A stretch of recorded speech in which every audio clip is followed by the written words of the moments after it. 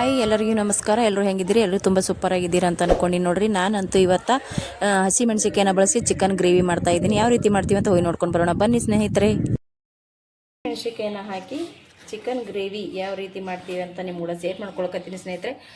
ಇವಾಗ ಇಲ್ಲಿ ಚಿಕನ್ ತೊಗೊಂಡೇನ್ರಿ, ಎಲ್ಲನೂ ಕ್ಲೀನ್ ಮಾಡಿ ತೊಗೊಂಡಿವಿ ಇದನ್ನು ಚಿಕನ್ನ. ಇದಕ್ಕೆ ಸ್ವಲ್ಪ ಉಪ್ಪು ಸೇರಿಸ್ಕೊಳಕತ್ತೀನಿ ನೋಡ್ರಿ. ಉಪ್ಪು ಹಾಕ್ಕೊಂಡು ಚೆನ್ನಾಗಿ ಕಲಸಿಟ್ಟೇವಂದ್ರೆ ಉಪ್ಪು ಮತ್ತು ಅರಿಶಿಣ.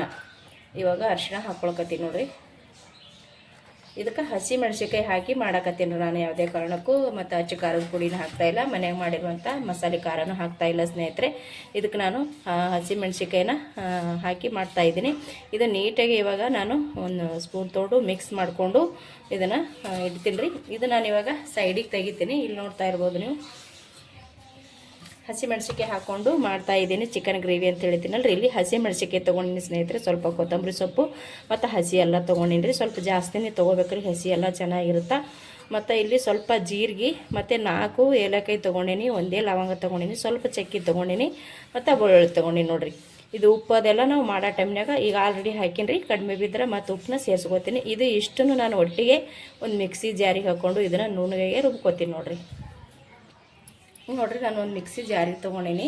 ಇದಕ್ಕೆ ಬೆಳ್ಳುಳ್ಳಿ ಹಾಕ್ಕೊಳಕತ್ತೀನಿ, ಎಲ್ಲ ಒಟ್ಟಿಗೆ ಹಾಕೋತೀನಿ ರೀ. ಯಾವುದು ಮತ್ತು ಇದು ಜೀರಿಗೆ ಇದು ಚಕ್ಕಿ ಯಾವುದನ್ನು ನಾನು ಹುರ್ಕೊಂಡಿಲ್ಲ ರೀ ಸ್ನೇಹಿತರೆ, ಹಾಗೇನೆ ಹಾಕ್ಕೊಳಕತ್ತೀನಿ. ಕೊತ್ತಂಬರಿ ಸೊಪ್ಪು ಮತ್ತು ಹಸಿ ಎಲ್ಲ ಮತ್ತು ಹಸಿ ಮೆಣಸಿಕಾಯಿ ಇಷ್ಟು. ಇದಕ್ಕೆ ಸ್ವಲ್ಪ ಹಸಿ ಎಲ್ಲ ಜಾಸ್ತಿನೇ ಹಾಕೋಬೇಕ್ರಿ, ಟೇಸ್ಟ್ ಮಾತ್ರ ಚೆನ್ನಾಗಿ ಬರುತ್ತೆ. ಇದು ಯಾವುದು ನಾನು ಹುರಿದಿಲ್ಲ, ಹಾಗೇನೆ ಹಾಕ್ಕೊಳಕತ್ತೀನಿ. ಯಾಕಂದ್ರೆ ಇದು ನಾವು ರುಬ್ಕೊಂಡ ನಂತರ ಎಣ್ಣೆ ಒಳಗೆ ಫ್ರೈ ಮಾಡ್ಕೊತೀವಲ್ರಿ, ಎಣ್ಣೆನೇ ಇರ್ತದೆ ಅವಾಗ ಫ್ರೈ ಮಾಡ್ಕೊಳ್ಳೋದಿರ್ತದೆ ಅಂತೇಳಿ ನಾನು ಇದನ್ನು ಹುರ್ಕೊಂಡಿಲ್ಲ ರೀ, ಹಾಗೇನೆ ಹಾಕ್ಕೊಳಕತ್ತೀನಿ. ಇವಾಗ ಇದು ನುಣ್ಣಗೆ ನಾನು ರುಬ್ಕೊಂಡು ತೊಗೊಂಡು ಬರ್ತೀನಿ ನೋಡಿರಿ ಸ್ನೇಹಿತರೆ. ನೋಡಿರಿ, ನಾನು ಇದನ್ನು ಇವಾಗ ರುಬ್ಕೊಂಡು ಬಂದೆ ಸ್ನೇಹಿತರೆ. ಈ ರೀತಿ ಆದ್ರೆ ಸಾಕು ನೋಡಿರಿ, ಇಷ್ಟು ಹರ್ಕೊಂಡು ಬಂದೆ. ಸ್ವಲ್ಪ ನೀರು ಹಾಕ್ಕೊಂಡು ರುಬ್ಕೋಬೇಕ್ರಿ ಇದನ್ನು. ಹಸಿ ಮೆಣಸಿಕಾಯಿ, ಕೊತ್ತಂಬರಿ ಸೊಪ್ಪು ಮತ್ತು ಚಕ್ಕಿ, ಲವಂಗ, ಏಲಕ್ಕಾಯಿ, ಹಸಿ ಎಲ್ಲ ಇಷ್ಟು ಹಾಕ್ಕೊಂಡು ಇದನ್ನು ರುಬ್ಕೊಂಡೀನಿ. ಇವಾಗ ಒಗ್ಗರಣೆ ಮಾಡ್ಕೊಳ್ಳೋ ಮತ್ತು ಗ್ಯಾಸ್ ಹಚ್ಚಿ ಒಂದು ಪಾತ್ರೆ ಇಟ್ಕೊಂಡೇನಿ ರೀ. ಅದಕ್ಕೆ ಸ್ವಲ್ಪ ಎಣ್ಣೆ ಹಾಕ್ಕೊಳಕತ್ತೀನಿ ಸ್ನೇಹಿತರೆ. ಎಣ್ಣೆ ಹಾಕ್ಕೊಂಡು ಬಳಕ ಚೆನ್ನಾಗಿ ಎಣ್ಣೆನ ಕಾಯ್ಬೇಕು ರೀ. ಇದು ಎಷ್ಟು ಚಂದ ಎಣ್ಣೆ ಕಾಯ್ತದ ಅಷ್ಟು ಚಂದ ಆಗ್ತದ್ರಿ. ಇದು ಚೆನ್ನಾಗಿ ಎಣ್ಣೆನ ಕಾಯಿಸ್ಕೊತೀನಿ ನೋಡಿರಿ. ಇವಾಗ ಎಣ್ಣೆ ಕಾಯ್ದೈತಿ. ಇವಾಗ ನಾನು ಈರುಳ್ಳಿ ಕಟ್ ಮಾಡ್ಕೊಂಡೇನಿ ರೀ. ಒಂದು ದಪ್ಪ ಸೈಜಿನ 3 ಈರುಳ್ಳಿನ ಕಟ್ ಮಾಡ್ಕೊಂಡೇನಿ ರೀ. ಈ ಈರುಳ್ಳಿನ ಹಾಕ್ಕೊಳಕತ್ತೀನಿ. ಎಣ್ಣೆ ಮಾತ್ರ ಚೆನ್ನಾಗಿ ಕಾಯ್ದಿರ್ಬೇಕು ರೀ. ಎಣ್ಣೆ ಕಾಯ್ದ ನಂತರ ನಾವು ಈರುಳ್ಳಿ ಹಾಕೊಂಡ್ರೆ ಈರುಳ್ಳಿನೂ ಬೇಗ ಕಲರ್ ಚೇಂಜ್ ಆಗ್ತದೆ ರೀ. ಇದು ಇವಾಗ ಸ್ವಲ್ಪ ಕಲರ ಚೇಂಜ್ ಆಗೋ ತನಕ ಫ್ರೈ ಮಾಡ್ಕೊತೀವಿ ನೋಡಿರಿ. ಇವಾಗ ಸ್ವಲ್ಪ ಕಲರ ಚೇಂಜ್ ಆಯ್ತು ನೋಡಿರಿ ಸ್ನೇಹಿತರೆ. ಇವಾಗ ನಾನು ಇದಕ್ಕೆ ಮೀಡಿಯಮ್ ಸೈಜ್ ಇರೋಂಥ 3 ಟೊಮಾಟೋನ ಸಣ್ಣಗೆ ಕಟ್ ಮಾಡ್ಕೊಂಡೇನಿ ರೀ, ಅದು ಹಾಕ್ಕೊಳಕತ್ತೀನಿ ನೋಡಿ. ಇವಾಗ ಇದು ಹಾಕೊಂಡ ನಂತರ ಇದಕ್ಕೆ ಒಂದು ಸ್ವಲ್ಪ ಕೊತ್ತಂಬರಿ ಸೊಪ್ಪು ತೊಗೊಂಡಿನಿ ರೀ. ಕೊತ್ತಂಬರಿ ಸೊಪ್ಪು ಹಾಕ್ಕೊಳಕತ್ತೀನಿ. ಉಪ್ಪು ಆಲ್ರೆಡಿ ನಾನು ಚಿಕನ್ಗೆ ಹಾಕಿದ್ದೀನಲ್ರಿ, ಇದಕ್ಕೂ ಕೂಡ ಒಂದು ಸ್ವಲ್ಪ ಉಪ್ಪು ಹಾಕೋತೀನಿ. ಯಾಕಪ್ಪ ಅಂದ್ರೆ ಬೇಗ ಟಮಾಟಿ ಮೆತ್ತಗಾಗ್ತದಲ್ರಿ, ಹಾಗಾಗಿ ಟಮಾಟಿ ಬೇಗ ಮೆತ್ತಗಾಗಬೇಕಂತೇಳಿ ಉಪ್ಪು ಹಾಕ್ಕೊಂಡೀನಿ. ಇಲ್ಲಿ ಸ್ವಲ್ಪ ಒಂದು ಚಿಟಿಕೆಯಷ್ಟು ಅರಿಶಿಣ ಹಾಕ್ಕೊಂಡೀನಿ. ಇವಾಗ ಚೆನ್ನಾಗಿ ಉಪ್ಪು ಹಾಕ್ಕೊಂಡಿವಲ್ರಿ, ಚೆನ್ನಾಗಿ ತಿರುವ ಮಾಡಿ. ಯಾಕಂದ್ರೆ ಟಮಾಟಿಗೆ ಈರುಳ್ಳಿಗೆ ಉಪ್ಪು ಹಿಡಿದ್ರೆ ಬೇಗ ಕರಗ್ತದೆ. ಇದು ಸ್ವಲ್ಪ ಮೆತ್ತಗಾಗಿ ನೋಡಿರಿ. ಇವಾಗ ಟೊಮೊಟೊ ಮೆತ್ತಗಾಗ್ಯದ ಸ್ನೇಹಿತರೆ. ಮುಂಚೆನೇ ರುಬ್ಬಿಟ್ಟಿದ್ನಲ್ರಿ, ಅದು ಮಸಾಲಾನ ಹಾಕೋತೀನಿ. ಇದೆಷ್ಟು ಮಸಾಲಾನ ನೀಟಾಗಿ ನಾವು ಹಾಕ್ಕೊಂಡು ಇದಕ್ಕೆ ಸ್ವಲ್ಪ ನೀರನ್ನ ಹಾಕ್ಕೊಂಡು ಹಾಕೊಳ್ಳೋಣ. ಭಾಳ ಜಾಸ್ತಿ ಬೇಡ್ರಿ, ಸ್ವಲ್ಪ ನೀರು ಹಾಕ್ಕೊಂಡು ಇದಕ್ಕೆ ಹಾಕೊಳ್ಳೋಣ. ಇವಾಗ ನಾ ಏನು ಹಸಿ ಮೆಣಸಿನ್ಕಾಯಿ ಎಲ್ಲ ಹಾಕೊಂಡಿದ್ರಿ, ಸ್ವಲ್ಪ ಇದು ಎಣ್ಣೆ ಒಳಗೆ ಫ್ರೈ ಆಗುತ್ತೆ. ಯಾಕಂದ್ರೆ ಹಸಿಯಾಗಿ ಹಾಕಿವಲ್ರಿ, ಹಾಗಾಗಿ ಎಣ್ಣೆ ಒಳಗೆ ಹಸಿ ಮೆಣಸಿನ್ಕಾಯಿ ಎಲ್ಲ ಪ್ರತಿಯೊಂದು ಬೆಳ್ಳುಳ್ಳಿ ಹಸಿ ಎಲ್ಲ ಏನು ಹಾಕ್ಕೊಂಡಿವಲ್ರಿ ಅದನ್ನೆಲ್ಲೂ ಎಣ್ಣೆ ಒಳಗೆ ಚೆನ್ನಾಗಿ ಫ್ರೈ ಆಗಬೇಕು.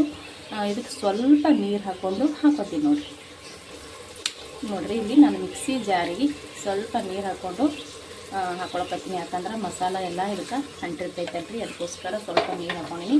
ಈ ನೀರೊಳಗೆ ಟೊಮೊಟೊ ಆಯಿತು ಮತ್ತು ಹಸಿ ಮೆಣಸಿನ್ಕಾಯಿ ಎಲ್ಲನೂ ಚೆನ್ನಾಗಿ ಫ್ರೈ ಆಗಿಬಿಡ್ತದೆ ರೀ.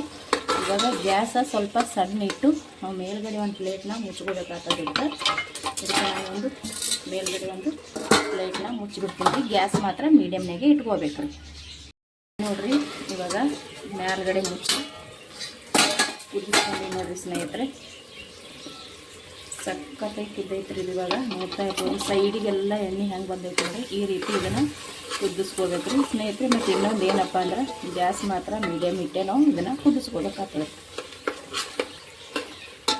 ಇವಾಗ ನೋಡಿರಿ ಸಖತ್ತಾಗಿ ಘಮ ಬರ್ತಾ ಇದೆ. ಇವಾಗ ಇದಕ್ಕೆ ಏನು ಹಾಕ್ತೀನಪ್ಪ ಅಂತಂದ್ರೆ ಸ್ನೇಹಿತರೆ, ನಾನಿಲ್ಲಿ ಕೊಬ್ಬರಿ ತೊಗೊಂಡೇನಿ ರೀ, ಒಂದು ಅರ್ಧ ಹೋಳಷ್ಟು, ಅಂದ್ರೆ ಅರ್ಧಂಬರ್ಧ ಇರೋಂಥ ಪೂರ್ತಿ ಕೊಬ್ಬರಿನಲ್ಲ, ಪೂರ್ತಿ ಹಸಿ ತೆಂಗಿನಕಾಯಿನಲ್ರಿ, ಆ ರೀತಿ ಇರೋಂಥದ ಕೊಬ್ಬರಿನ ತೊಗೊಂಡೀನಿ. ಅದು ಅರ್ಧ ಹೋಳು ತೊಗೊಂಡೇನಿ ರೀ. ಇದಕ್ಕೆ ನಾನು ಏನು ಹಾಕಿಲ್ಲ, ಬರೀ ಕೊಬ್ಬರಿ ಮಾತ್ರ ರುಬ್ಕೊಂಡು ತೊಗೊಂಡೀನಿ ರೀ. ಸ್ವಲ್ಪ ನೀರು ಹಾಕಿ, ನೀವು ಪೂರ್ತಿ ಒಣ ಕೊಬ್ಬರಿ ಆದರೂ ತೊಗೋಬೋದು, ಹಸಿ ಕೊಬ್ಬರಿ ಆದರೂ ತೊಗೋಬೋದು. ನಮ್ಮ ಮನೆ ಒಳಗೆ ಸ್ವಲ್ಪ ಒಣಗಿತ್ತು ರೀ, ಅಂದ್ರೆ ಬಿಸಿಲಿಗೆ ಇಟ್ಟಿದ್ದೇವೆ ರೀ, ಹಾಗಾಗಿ ಸ್ವಲ್ಪ ಇದು ಇತ್ತು, ಹಾಗಾಗಿ ನಾನು ಅದನ್ನೇ ತೊಗೊಂಡಿನಿ. ಬರೀ ಅರ್ಧ ಹೋಳ ಕೊಬ್ಬರಿನ ಸಣ್ಣಗೆ ಕಟ್ ಮಾಡಿಬಿಟ್ಟು ಮಿಕ್ಸಿಗೆ ಹಾಕ್ಕೊಂಡು ಈ ರೀತಿ ನುಣ್ಣಗೆ ಪೇಸ್ಟ್ ಮಾಡ್ಕೊಂಡು ನೋಡಿ. ಇದು ಇವಾಗ ಹಾಕ್ಕೊಂಡೆ. ಇವಾಗ ಇದನ್ನು ಚೆನ್ನಾಗಿ ನಾವು ಮಿಕ್ಸ್ ಮಾಡ್ಕೋಬೇಕು. ಇದಕ್ಕೆ ಮಿಕ್ಸ್ ಮಾಡಿಕೊಂಡು, ಇದು ಏನಾರ ಸ್ವಲ್ಪ ಭಾಳ ಗಟ್ಟಿ ಇತ್ತಪ್ಪ ಅಂದ್ರೆ ಮಿಕ್ಸಿ ಜಾರಿಗೆ ಏನು ಹಾಕ್ಕೊಂಡಿವಲ್ರಿ, ಅದಕ್ಕೆ ಸ್ವಲ್ಪ ನೀರು ಹಾಕ್ಕೊಂಡು ನಾವು ನೀರನ್ನ ಇದಕ್ಕೆ ಸೇರಿಸ್ಕೊಬೋದು ನೋಡಿ. ಇವಾಗ ಇದನ್ನು ಇದು ತೆಂಗಿನಕಾಯಿ ಕೂಡ ಸ್ವಲ್ಪ ಕುದಿಲಿ, ಚೆನ್ನಾಗಿ ಒಂದು ಸ್ವಲ್ಪ ಕುದ್ದು ಮಸಾಲೆ ಎಲ್ಲ ಹಿಡಿತಂದ್ರೆ ಚೆನ್ನಾಗಿರುತ್ತೆ. ಇದು ಕೂಡ ನಾನು ಸ್ವಲ್ಪ ಇವಾಗ ಮೇಲ್ಗಡೆ ಮುಚ್ಚಿ ಕುದಿಸ್ಕೊಳ್ತೀನಿ ನೋಡ್ರಿ. ಇವಾಗ ಚೆನ್ನಾಗಿ ಕುದ್ದೈತೆ ನೋಡ್ರಿ. ಸ್ವಲ್ಪ ಮುಚ್ಚಿ ಇದು ಹಸಿ ಸ್ಮೆಲ್ ಹೋಗೋ ತನಕ ಕುದಿಸ್ಕೋಬೇಕು. ಮುಂಚೆನೇ ಚಿಕನ್ನ ತೊಳಿತೀವಿ ನೋಡಿ, ಅದನ್ನು ಹಾಕ್ಕೊಳಕತ್ತೀನಿ ನೋಡಿ. ಇದು ಇವಾಗ ಚೆನ್ನಾಗಿ ಹುರ್ಕೋಬೇಕು.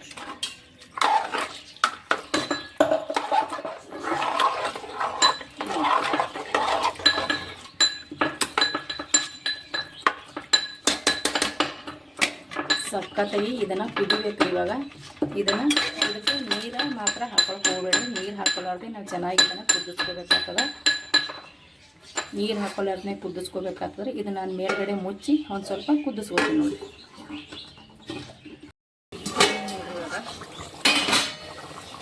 ಸಖತ್ತಾಗಿ ಕುದಿ ಹಿಡ್ದೈತೆ ನೋಡಿರಿ ಸ್ನೇಹಿತರೆ. ಎಣ್ಣೆ ಹೆಂಗೆ ಬಿಟ್ಟ ನೋಡ್ರಿ, ಸೈಡಿಗೆ ತೋರಿಸ್ತೀನಿ ನಿಮಗೆ. ಮತ್ತು ಇನ್ನೊಂದು ಏನಪ್ಪ ಅಂದ್ರೆ, ಚಿಕನ್ನ ನಾವು ತೊಳ್ಕೊಂಡಿರ್ತೀವಲ್ರಿ, ತುಂಬ ಅಂದ್ರೆ ತುಂಬ ನೀರು ಬಿಡ್ತದೆ ರೀ ಕುದಿಯೋ ಟೈಮ್ನಾಗ. ನೋಡಿರಿ ಸೈಡಿಗೆಲ್ಲ ಎಣ್ಣೆ ಬಿಟ್ಟದ. ಸಖತ್ತಂತ ಘಮ ಅಂತೂ ಸಖತ್ತಾಗಿ ಬರಕತ್ತರಿ. ಟೇಸ್ಟ್ ಕೂಡ ಸೂಪರಾಗಿ ಆಗುತ್ತೆ ಸ್ನೇಹಿತರೆ. ಅದರ ಬೇರೆ ಹಸಿಮೆಣ್ಸಿಕಾಯಿ ಹಾಕ್ಕೊಂಡಿವಲ್ರಿ, ತುಂಬ ಚೆನ್ನಾಗಿರುತ್ತೆ ನೋಡಿ. ಇವಾಗ ಇದು ಕಂಪ್ಲೀಟಾಗಿ ರೆಡಿ ಆಗೈತೆ ನೋಡಿ.